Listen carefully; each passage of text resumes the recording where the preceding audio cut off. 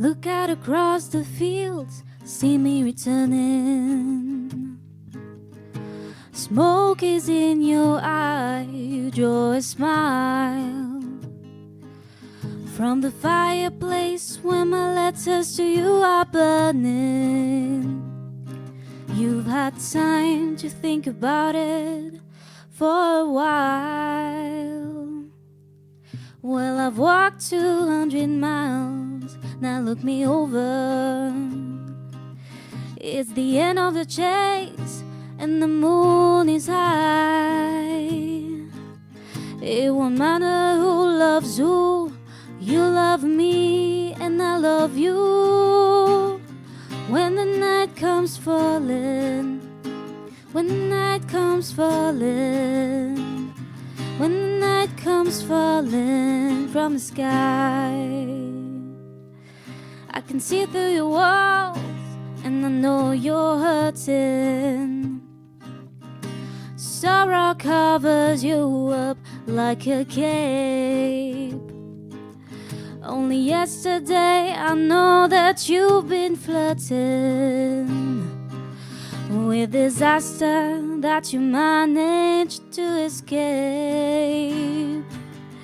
I can't provide to you no easy answer. Who are you that I should have to lie? You'll know all about the love, it'll fit you like a glove. When the night comes falling, when the night comes falling, when the night comes falling from the sky, I can hear your trembling heartbeat like a river. You must have been protecting someone last time I called. I've never asked you for nothing you couldn't deliver. I've never asked you to set yourself up for a fall. I saw thousands who could have overcome the darkness. For the love of a lousy bag, I watched them die.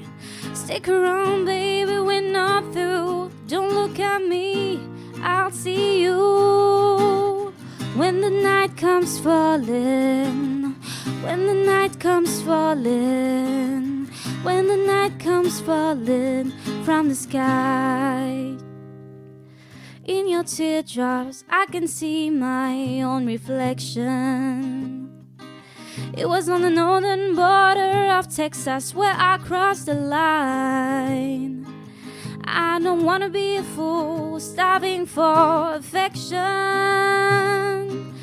I don't wanna drown in someone else's wine. For eternity, I think I will remember that icy wind that's howling in your eye. You will seek me and you'll find me in the wasteland of your mind. When the night comes falling, when the night comes falling, when the night comes falling from the sky, well, I'll send you my feelings in a letter, but you were gambling for support. This time tomorrow I'll know you better, when my memory is not too short. This time I'm asking for freedom, freedom from a world which you deny.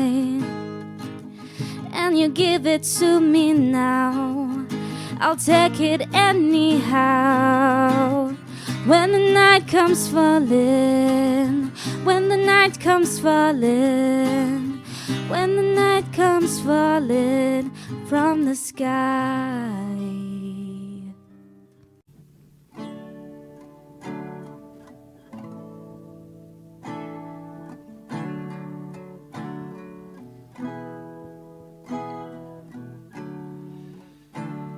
iron hand. There ain't no match for the iron rod. Strong as wall will crumble and fall to a mighty God.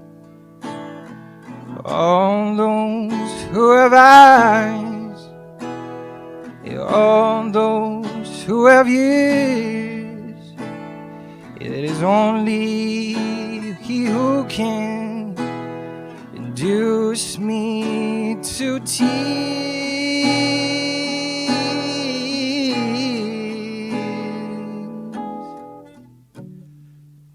Don't you cry, and don't you die, and don't you burn. For like a thief in the night, a place wrong with right, when He returns. The truth is narrow, the gate is narrow, that it passes through. He unleashes His power in the unknown hour. No one knew. How long can I listen to the lies, prejudice? How long can I stay drunk on fear out in the wilderness?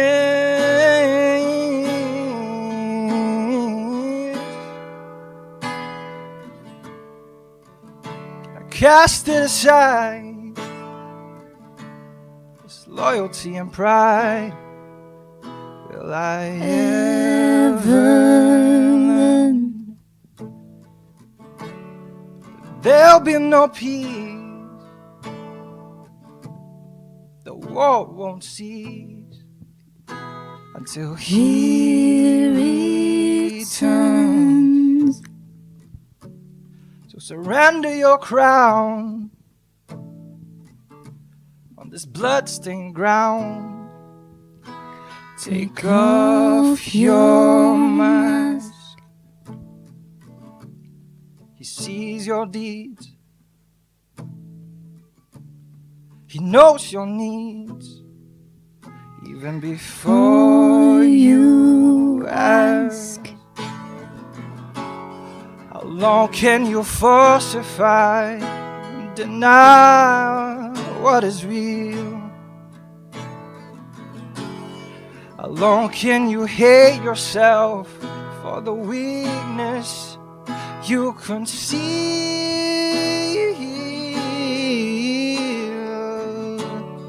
of every earthly plan that we know to man? He's unconcerned.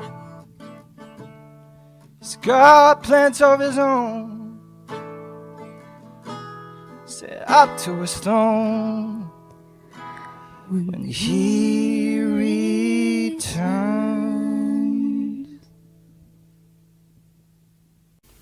John chapter 10, verses 1 to 21. Very truly I tell you, Pharisees, anyone who does not enter the sheepfold by the gate, but climbs in by some other way, is a thief and a robber. The one who enters by the gate is the shepherd of the sheep. The gatekeeper opens the gate for him, and the sheep listen to his voice. He calls his own sheep by name and leads them out.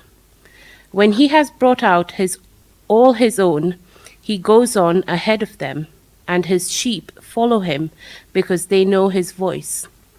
But they will never follow a stranger. In fact, they will run away from him because they do not recognize a stranger's voice.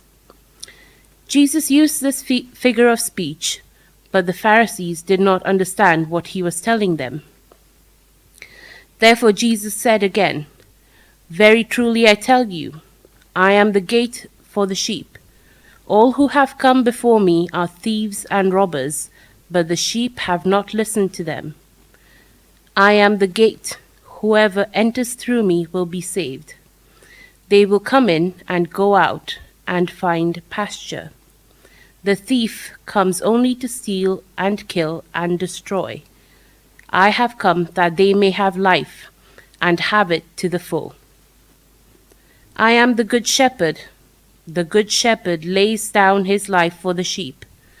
The hired hand is not the shepherd and does not own the sheep.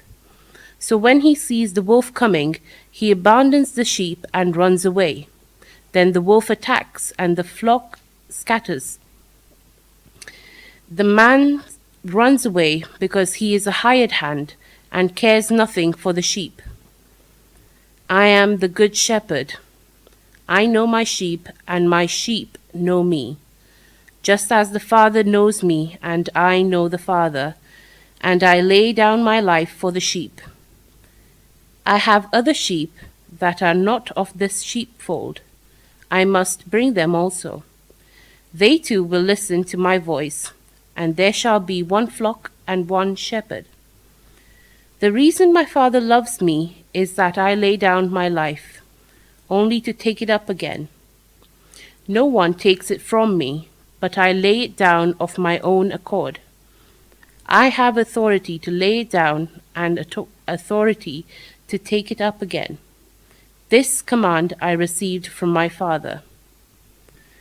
The Jews who heard these words were again divided. Many of them said, "He is demon-possessed and raving mad. Why listen to him?" But others said, "These are not the sayings of a man possessed by a demon. Can a demon open the eyes of the blind?"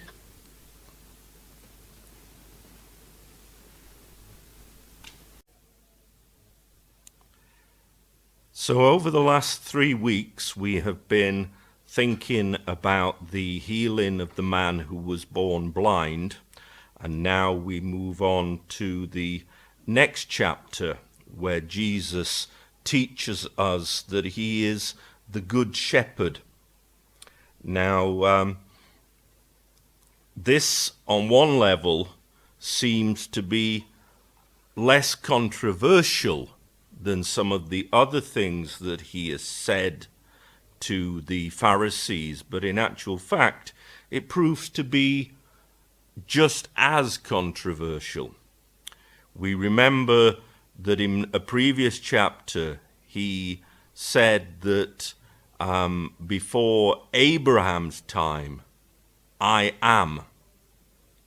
And the language that he used there in its original language, not in English, which doesn't communicate as well, gave to himself the name of God, an equivalent of the Hebrew word or the Hebrew name Yahweh, which to assign that to himself was enough that the Jewish leaders took up stones ready to kill him.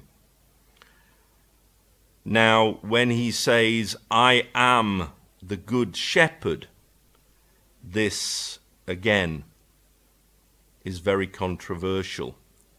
And it is controversial because it sets Jesus in the context of that psalm that Jill read for us earlier, which seems to be the least controversial to us in the whole Bible, because we are so used to seeing it used in so many different contexts. The Lord is my shepherd. Psalm 23. But if you look it up in your Old Testament, you will find out that in our English Bibles, it renders the word Lord in block capitals. 4 letters which are there to indicate that that does not translate the normal word for Lord in the Hebrew language, but again, the word Yahweh. So in the Old Testament, Yahweh is the shepherd of the people of Israel. And Jesus says here, I am the good shepherd. He doesn't say, I am a good shepherd, but again, he claims identification with this by saying effectively that he is God. And more than this, he says, I know my sheep, and my sheep know me. And so, there's nothing quite like putting your opponents offside who think that you are a wrong 'un, as we might say in Yorkshire, by saying, I know my sheep and my sheep know me. If you don't recognize me, if you don't recognize Jesus as God, then you are not one of those who is part of God's sheepfold. And he says that just as the sheep know him, it's the same way as the Father knows Jesus and Jesus knows the Father. That closeness of relationship. And he looks forward to something particularly foreboding in his future. He says, I lay down my life for the sheep.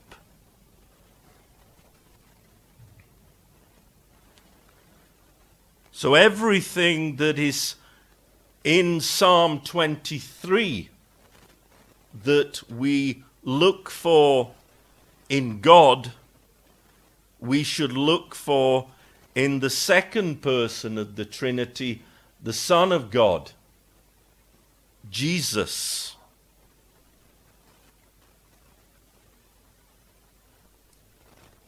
Jesus, we can say of him, for example, as we might say in the words of the authorized version of the Bible, yea, though I walk through the shadow of the valley of death, thou art with me. You are with me. When death is all around, when I am threatened with death, you are with me. What a great comfort in these times. And we have to remember here that the word comfort is an Old English word as well as a modern word. I guess a lot of us are used to thinking of comfort as being something we put in the washing machine, which makes our clothes come out sweet smelling. You know, I like the blueberry one myself. And I bug Isabel because they've started doing these additional things now, which are like little pellets that you put in addition to the fabric conditioner. So it smells doubly blueberry. But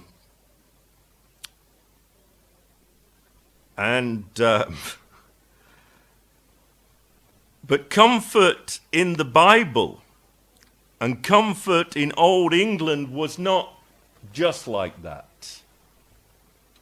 Comfort meant strength and support. And so when we speak of God coming to us to comfort us, it means he brings us strength and support.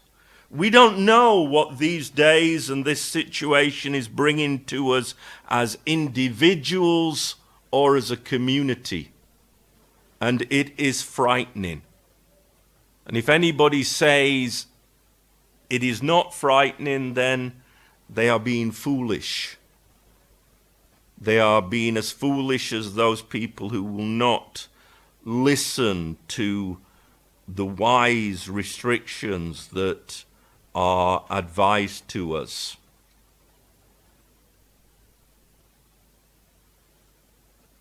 We need to be careful and we need to be cautious, but we also need to know whatever happens to us, God is with us.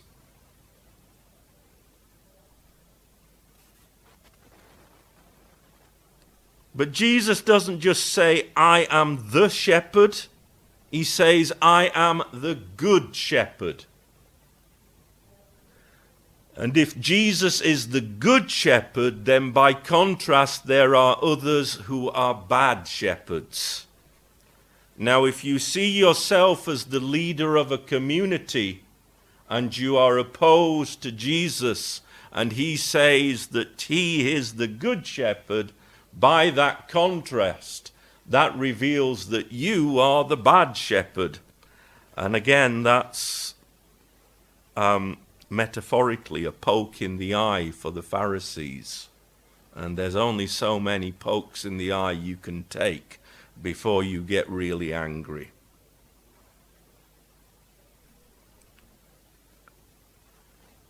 And so they are annoyed by his teaching, and they are threatened by his teaching. We have a car park outside of church. You may wonder what that's got to do with the sermon.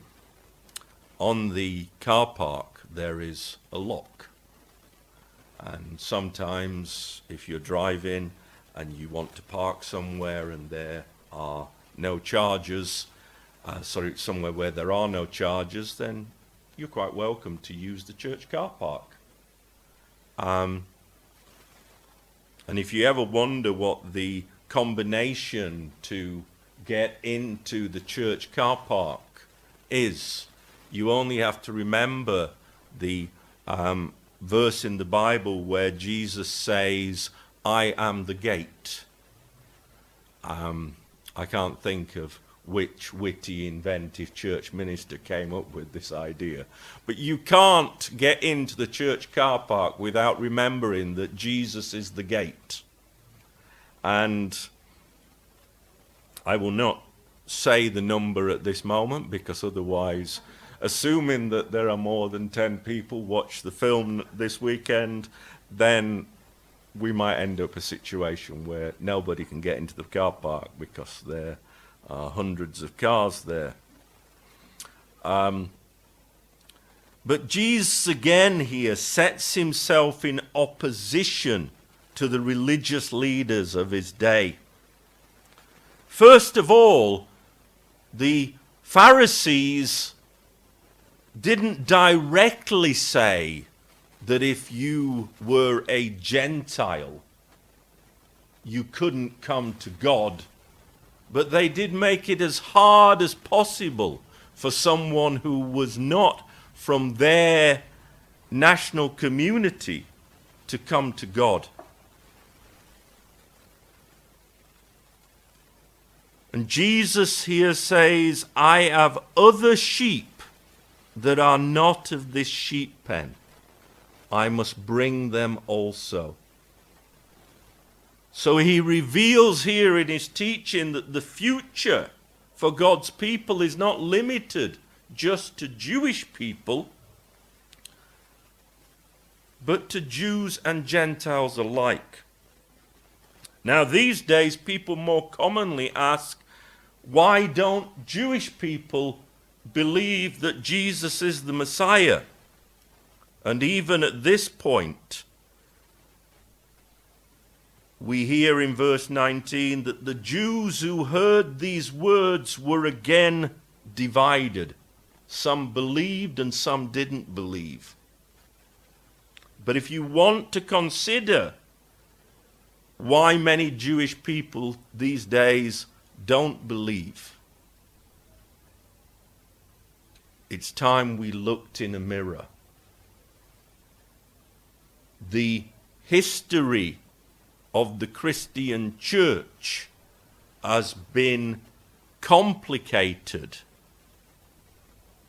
by times when Jewish people were victims of prejudice by Christians and persecution by Christians. I read the story of a woman who, when she was a young girl, saw a picture of a crucifix. And she said to her mom, and both the young girl and her mom were Jewish, "Who is the little man on the crucifix?" And her mom said, "Don't ever look at that again, because if you look at it again, you will surely die."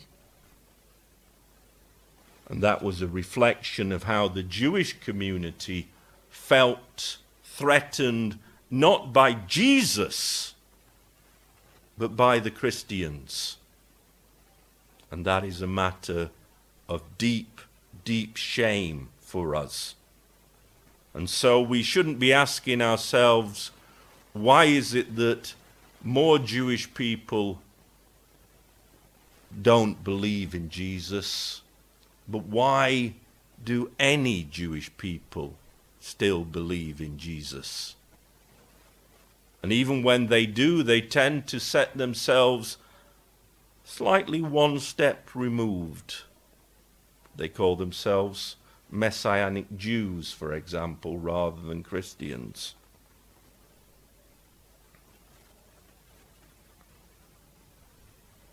We are to love our neighbors. We are to love all people equally.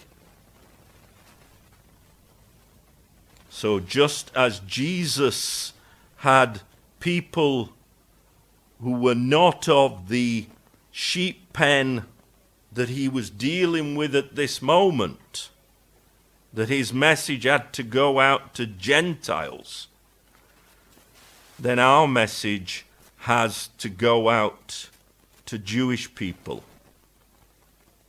But we have to earn the right by love of sharing that message.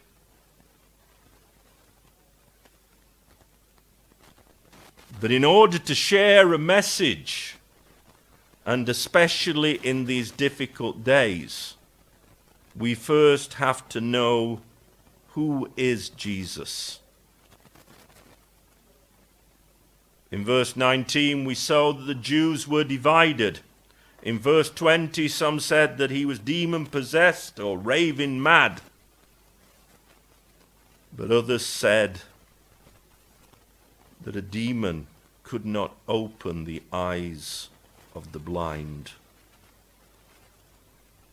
Now this is a very important thing about God, about Yahweh, about Jehovah, if you like, although that's a bad English rendering of that word. If you wonder why it is, you can ask me afterwards. Because sometimes we get this into our head. We get into our head that in life, good and evil are equal and opposite. And therefore, God and Satan, or God and the devil, are equal and opposite. That is not so. God created various angels, one of which, the leader of those who fell, is Satan, the devil. But he is still a created being, and therefore much, much less, and much, much less able than the one who created him. You might ask, what does that imply? Well, for example, God is everywhere and can be everywhere and knows everything. Sometimes you hear Christians say, oh, the devil's been really getting at me this week. How self-important we are. Let's put ourselves at the center of the universe as individuals. The devil can't be everywhere at once. He is just a created being. And therefore I think he's got way bigger concerns than dealing with little old me or little old you. But also, the devil is not the creator. So he can no more recreate the eyes of a man who was born blind than he can do so many other things. That was dependent on God. The beauty of creation is dependent on God. The devil and evil only makes things worse.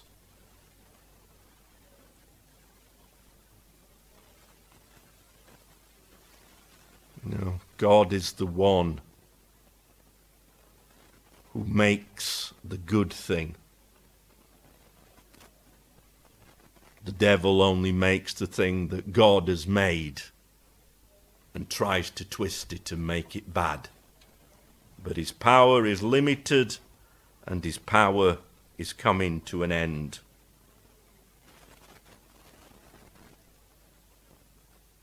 And that is one of the reasons why we're mixing in these songs about the second coming at the moment, to remind us that no matter how grim times seem at the moment, there are better times in the future.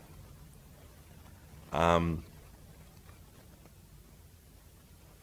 we have, as I say, 2 or more, 3 more songs like that Aline and Keegan are going to be doing for us over the coming weeks. So let us remember this, that Jesus is our shepherd. He is the shepherd. He identifies with God, and God identifies with him. If we want to know what God is like, then learn from what Jesus is like. And he is good.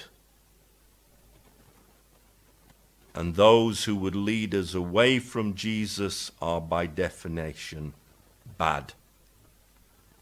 And if we want to come to God, he is the entrance point, the gate by whom we must come to God. Just like if you want to use that car park outside and you don't know the entrance code, try getting in without it. One day, I spotted a car in the car park, and I thought, how did that car get into the car park? Because it doesn't belong there. And it just worked out that when I came back from where I'd been, because this was back when times were a little bit more normal, I found the man who owned the car trying to drive it out of the pedestrian gate. And surprise, surprise, he couldn't get out. I assumed that he got in at a point when the gate was open and unattended. And so Jesus here, as I stretch my illustration to the maximum, reminds us that there is no other way to come into his sheepfold, into his sheep pen, than to enter by our relationship with him and our relationship with God. Let's work on that during these difficult days.